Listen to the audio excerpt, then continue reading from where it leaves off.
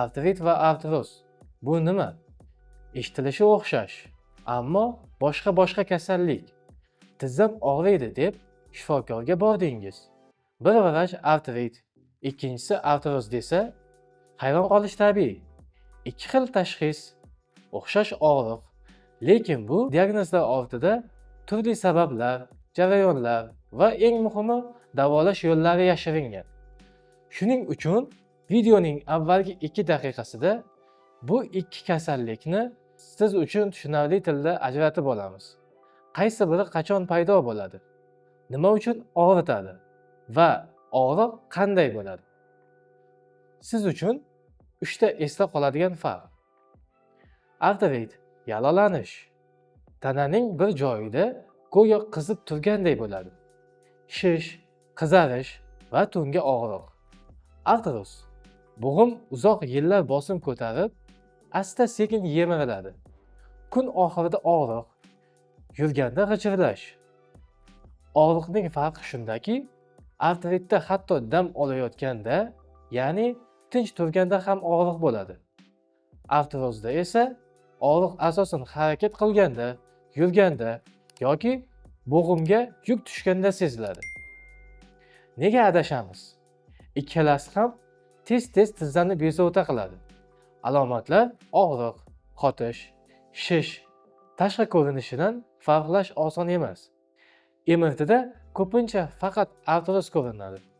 Artritni vrach, ko'z, qon tahlili va klinik belgilar orqali topadi. Keling, kasallikning qisqacha tarixini ko'rib chiqamiz. 5 asr avval hamma bo'g'im og'riqlariga revmatizm deb qaralardi. Faqat 20-asrda tibbiyot artrit, ya'ni yallig'lanish va artroz, yemirilishni ajratib, har biri uchun alohida davolash usullarini yaratdi.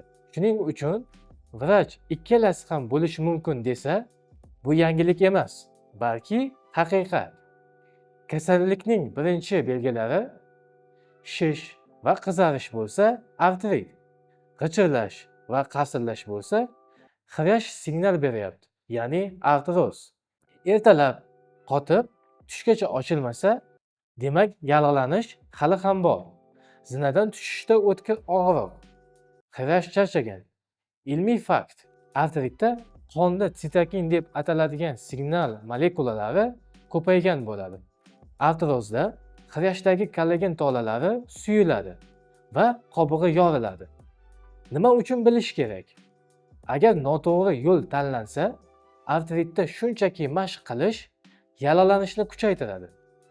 Artrozda faqat ukolga ishonish xirashni himoya qilmaydi. Tasavvur qiling, tanangizda bir nuqtada qizish boshlaydi va organizm esa butun e'tiborini o'sha yerga qaratadi. Bu artrit. Immun tizimingiz noto'g'ri ishlab, bo'g'imni dushman deb bilib, unga qarshi kurasha boshlaydi. Shu sababli og'riq ham, shish ham, qizarish ham to'satdan va kuchli bo'ladi. Artrit qanday og'riq beradi? Tunda yoki uzoq dam olgandan keyin og'riq kuchayadi. Ertalab tizzangiz go'yo qotib qolgan bo'ladi. Ochilishi uchun 15-20 daqiqa harakat qilishga to'g'ri keladi. Shish va qizarish darhol ko'zga tashlanadi. Bo'g'im issiq, teri taranglashgan, og'riq pulslab turganday, yurak urishiga o'xshash ritmda seziladi.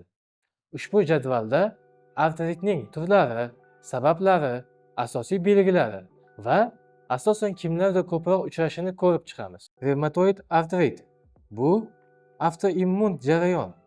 Asosiy belgilari ikkala tizzada bir paytda og'riq. Ko'pincha 20-50 yoshlar atrofida uchraydi.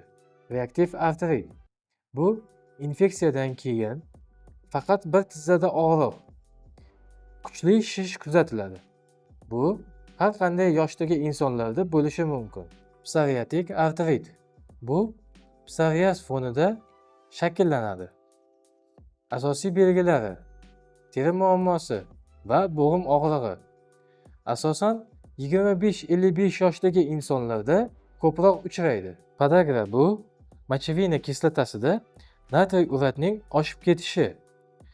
Asosiy belgisi Tungi og'riq, katta shish ko'pincha 40 yoshdan oshgan insonlarda, asosan erkaklarda ko'p uchraydi. Tanangiz qanday signal beradi? Dam olganda ham og'risa, demak, yallig'lanish faol. Issiqlik bossangiz yengillashadi. Demak, qon aylanishi yordam bermoqda. Yurishda avval og'riydi, keyin yengillashadi. Harakat qon oqimini yaxshilaydi va shishni kamaytiradi. Ilmiy jihatdan yallig'langan bo'g'imda sitokinlar ko'payib, og'riq retseptorlarini bezovta qiladi. Qonda SLP va ESR ko'rsatkichlari oshadi. Bu laboratoriya tahlillari orqali aniqlanadi. Nima qilish mumkin emas? Og'riqni yo'q deb mashq qilish yallig'lanishni kuchaytiradi. Shifokor maslahatisiz dori ichish. Agar artrit turi noto'g'ri aniqlansa, dori ham foyda o'rniga zarar keltirishi mumkin. Qisqa xulosa: artrit bu tananing alohida holati. Avvalo yallig'lanishni kamaytirish, so'ng harakatni qayta joriy etish kerak. Esingizda bo'lsin, shish va tungi og'riq yallig'lanish belgisi. Tanangizni tinglang, shifokorga aniq kuzatuvlar bilan boring. Natija shunda tezroq bo'ladi. Agar sizda ham shish yoki tunda og'riq bo'lsa, videodan uzoqlashmang. Bu holatlarda nima qilish kerakligini ko'rsatib o'tamiz. Artroz, sukunatdagi charchoq. Tasavvur qiling, bo'g'imingizda ochiq og'riq yo'q, lekin har harakatda go'yo g'ichir etib, o'zi haqida eslatib turadi. Bu artroz. U uzoq yillar davomida rivojlanadi. Harakatning kamligi, bo'g'imga tushadigan bosim va mushaklarning zaifligi qirashni asta-sekin yemirilishiga olib keladi. Artroz qanday og'riq beradi? Harakatda, yurishda, zinadan tushganda yoki uzoq turganda og'riq seziladi. Kun oxirida charchoq to'planib, kechqurun tizza g'irch etib og'riydi. Ovoz g'ichirlash yoki qarsillash. Bu qirash yupqalashganiga ishora. Qotish uzoq o'tirgandan so'ng 10-15 qadamgacha yopishib qolgan hissiyot bo'ladi. Nima uchun sekin boshlanadi? Qirashda qon aylanishi kam. Og'riqni sezadigan retseptorlar ham juda kam. Ilk zarar deyarli bilinmaydi. Yog'lash uchun mas'ul bo'lgan sinovial suyuqlik kamayganda ishqalanish ortib, qirash maydalanib ketadi. Avvalida faqat ovoz, keyin harakatda og'riq, oxirida esa dam olganda ham og'riq ketmaydi. Ilmiy jihatdan qirashning asosiy qissasi kollagen va agregan bosim paytida suv ushlab harakatni yumshatadi. Charchoqda kollagen shokolad kabi maydalanib, suvi chiqib ketadi. Suyuq yuzasi quruq qolib, suyak-suyakka ishqalanadi. Bu ishqalanish suyakda mikro jarohatlar keltirib chiqaradi. Artrozning 2-3 bosqichida subxondrial osteosklerozga olib keladi. Artrozning 1-bosqichida rentgenda deyarli hech narsa ko'rinmaydi. G'ichirlash, charchoq seziladi. Mushaklarni faollashtirish va ortiqcha vaznni kamaytirish kerak bo'ladi. Artrozning 2-bosqichida qirash yupqalasha boshlaydi. Yurganda og'riq, ba'zida shish seziladi. Bunda funksional mashqlar va jismoniy faollik talab qilinadi. 3-bosqichda suyak ochiq, bo'g'imda deformatsiya, dam olganda ham og'riq va qotish kuzatiladi. Bunda kompleks reabilitatsiya qilish kerak bo'ladi. Tanangizning signallari. Bugun ko'p yurdim. Kechqurun o'rnimdan turish qiyinlashdi. Qirash charchaganini bildiryapti. Zinadan tushganda o'tkir og'riq, suyaklar bir-biriga ishqalana boshlagan. Ovoz bor, lekin shish yo'q. Demak, bu yallig'lanish emas, mexanik muammo. Diqqat, nima qilish mumkin emas. Faqat og'riqni ketkazuvchi doriga ishonish charchoqni to'xtatmaydi. Harakatdan qochish. Bu qirashni yana tezroq yemirishga olib keladi. Vaznga e'tiborsizlik. Har 1 kilogramm ortiqcha og'irlik tizzaga 3-5 kilogramm qo'shimcha bosim beradi. Qisqa xulosa: artroz bu jim turib men charchadim deyayotgan tana. Kim ovozini eshitsa, o'z vaqtida vaznini nazorat qiladi, mushaklarni quvvatlantiradi va to'g'ri harakat qilib, yashash tarzini o'zgartiradi. E'tibor berilmasa, kechqurun og'riq, bo'g'imlarda qotish va uzoq muddatli bezovtalik kutadi. Charchoqni to'xtatish uchun eng yaxshi vaqt bu hozirgi oddiy, lekin doimiy harakatlardir. Siz artrozning qaysi bosqichida ekaningizni bilib oldingizmi? Izohlarda yozib qoldiring. Tashxis qo'yish shifokorning ishi, lekin o'z tanangizni kuzatish va tanada nima bo'layotganini his qilish bu siz qila oladigan ish. Quyidagi oddiy testlar orqali qimmat apparatlarsiz ham qaysi holat yaralanish yoki charchoq tufayli yemirilish kuchliroq ekanini taxmin qilib ko'rishingiz mumkin. Ertalab va kechqurun og'riqni 0 dan 10 bargacha orasida baholang. Ertalab og'riq kuchli, kechgacha kamaysa artrit. Agar kechga borib og'riq kuchaysa artroz. Ikkinchi test. Shishni kuzatish, bo'g'imni qo'l bilan bosib ko'ring. Teri tarang, issiq, iz qolmaydi. Yalolanish, artrit. Teri sovuq, shish yumshoq yoki umuman yo'q, charchoq, ya'ni artroz. Uchinchi test. Uyg'onishdan keyin qancha vaqtda tizzangiz yaxshi ochiladi?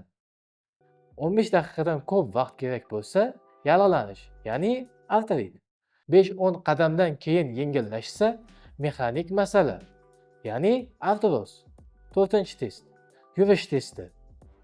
500 qadam yurib, og'riqni qayta baholang. Yurishdan keyin yengillashsa, yalolanish, ya'ni artrit. Yurishdan keyin og'riq kuchaysa, charchoq sabab, bu artroz. 5-test. Ovoz testi. Tizzangizni asta buklab oching. Ovoz bormi? G'irch-g'irch. Ovoz bor. Og'riq yo'q. Xiryash signal beryapti, ya'ni artroz. Ovoz yo'q. Bosganda og'riq. Yalolanish. Bu artrit. Testlar ishonchli chiqishi uchun kundalik yuriting. Bir hafta davomida natijalarini yozib boring. Suv va dori ta'sirida e'tibor bering. Ibuprofen, kofein yoki suv yetishmasligi og'riq darajasini o'zgartirishi mumkin. Stressni qayd qiling. Artritda og'riq ko'pincha stressdan keyin kuchayadi. Qachon? Albatta shifokorga murojaat qilish kerak. Shish yoki qizarish 48 soatdan ko'proq saqlansa, og'riq 7 balldan yuqori bo'lib, dori qabul qilinsa ham kamaymasa, tizzani yengil bosganda, keskin va tirnaydigan og'riq bo'lganda. Eslatma. Bu testlar tanangizni tinglash uchun bir yordamchi vosita xolos.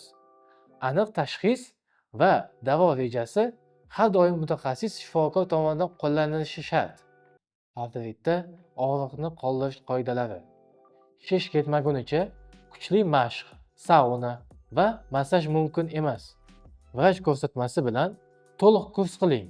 Muz paketi 10-15 daqiqa og'riqni tez bosadi.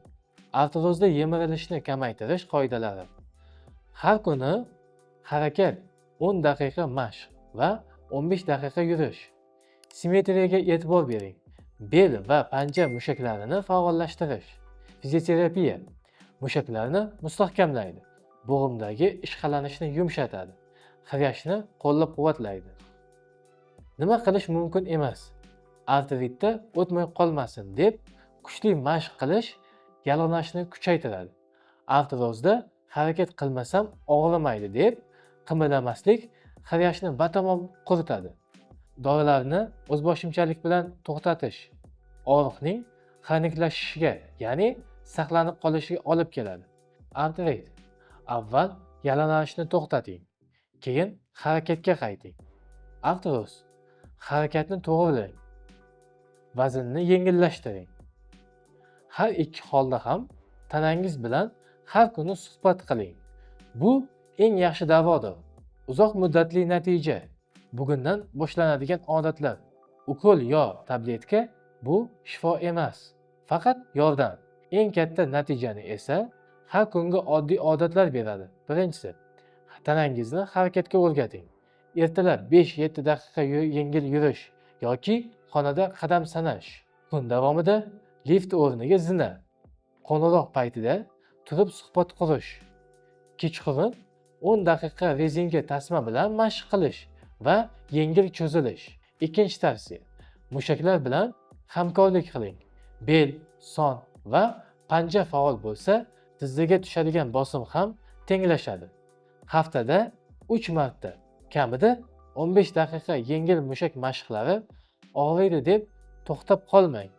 Og'riqsiz harakatni davom ettiring. Uchinchi tavsiya: ovqat. Yallig'lanishga ozuqa bo'lmasin. Qayta ishlangan shakarli va tuzli mahsulotlarni kamaytiring. Tanangizda har 1 kilogramm uchun kamida 30 ml suv bo'g'im uchun hayot suyuqligi hisoblanadi. Podagra yoki psoriaz bo'lsa, maxsus parhez shifokor maslahati bilan. 4-tavsiya: stress, ya'ni yashirin lekin kuchli ta'sir. Kortizol yallig'lanishni oshiradi. Og'riq qayta avj oladi. Har kuni 5 daqiqa diafragmal nafas, yurish yoki shunchaki tinchlik. Uyqu 7 soatdan kam bo'lsa, tananing yallig'lanishi sustlashadi. 5-tavsiya: o'tish madaniyati juda muhim. Har 40 daqiqada 1 daqiqa turib yuring. Stulda oyoqni chalishtirmang. Belni oz-ozdan qimirlating. Notebook ekrani ko'krak balandligida bo'lsin. 6-tavsiya: shifokor bilan munosabat hamkorlik darajasida bo'lsin. Savol bering: bu dori nega? Qachon to'xtaydi? O'zingizni bemor emas, tanangiz loyihasining rahbari deb qabul qiling. Qisqa xulosa: har kungi kichik odat xirash uchun katta himoya. Ovqat, uyqu, harakat, stress. Birini unutsangiz, tizza yana og'riydi. E'tibor bilan yuritilgan kundalik unutuvchanlikka qarshi eng kuchli qurol. Tanaga har kungi e'tibor, uzoq muddatli shifo va yengil qadamlar poydevori. Tanamiz bizdan alohida emas. U har qadamimizda men sen bilanman deb turadi. Og'riq uning menga qara degan chaqirig'i.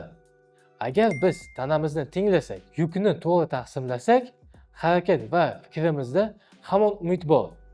Artrit ham, artroz ham yakuniy nuqta emas. Bu tana bergan signal.